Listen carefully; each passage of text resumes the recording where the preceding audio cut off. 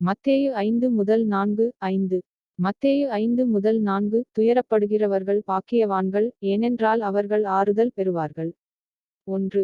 குடும்ப வாழ்க்கை உதாரணம். ஒரு தந்தை தனது குடும்பம் நிதி நெருக்கடியைச் சந்திப்பதால் ஆழ்ந்த துக்கத்தை உணர்கிறார். தனது குழந்தைகளுக்கு எப்படி வழங்குவது என்று அவர் கவலைப்படுகிறார். விட்டுக்கொடுப்பதற்குப் பதிலாக அவர் ஜெபிக்கிறார், கடினமாக உழைக்கிறார், கடவுளை நம்புகிறார். மெதுவாக விஷயங்கள் மேம்படத் தொடங்குகின்றன, அவருக்கு சிறிய வாய்ப்புகள் கிடைக்கின்றன, அவை பெரிய ஆசீர்வாதங்களாக வளர்க்கின்றன, எதிர்பாராத மக்களிடமிருந்து ஆதரவு வருகிறது, வீட்டிற்கு அமைதி திரும்புகிறது. அவரது துக்கம் அவரை கடவுளைச் சார்ந்திருக்க வழிவகுத்தது, மேலும் கடவுள் அவரை பலம், நம்பிக்கை மற்றும் தீர்வுகளால் ஆறுதல்படுத்தினார். 2. பணியிட உதாரணம். ஒரு பெண் தன் தாயை இழந்து, துக்கத்தில் ஆழ்ந்து வேலைக்கு திரும்புகிறாள். அவள் பலவீனமாகவும் கவனம் செலுத்த முடியாமல் உணர்கிறாள். ஆனால் அவளுடைய சக ஊழியர்கள் அவளை ஆதரிக்கிறார்கள், அவளுடைய முதலாளி அவளுக்கு கூடுதல் நேரம் கொடுக்கிறார், மேலும் அவள் ஜெபத்தின் மூலம் பலத்தை பெறுகிறாள். காலப்போக்கில் அவளுடைய இதயம் குணமடைகிறது, மேலும் இழப்பை எதிர்கொள்ளும் மற்றவர்களுக்கு அவள் ஆறுதலின் ஆதாரமாகவும் மாறுகிறாள். மத்தேயு 5:5 சாந்தகுணமுள்ளவர்கள் பாக்கியவான்கள், அவர்கள் பூமியைச் சுதந்தரித்துக் கொள்வார்கள்.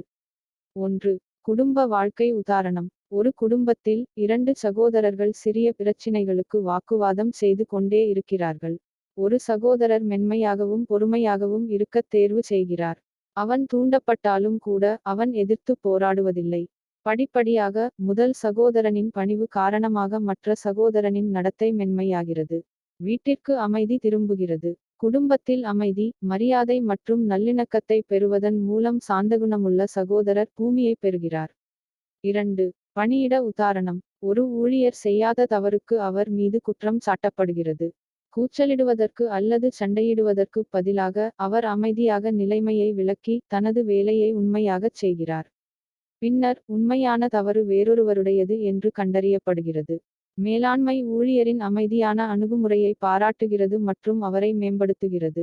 அவரது சாந்தம் அவருக்கு மரியாதை, ஆசீர்வாதம் மற்றும் சிறந்த பதவியைக் கொண்டு வந்தது. கடவுள் மக்கள், அமைதி மற்றும் குணப்படுத்துதல் மூலம் அவளை ஆறுதல்படுத்தினார்.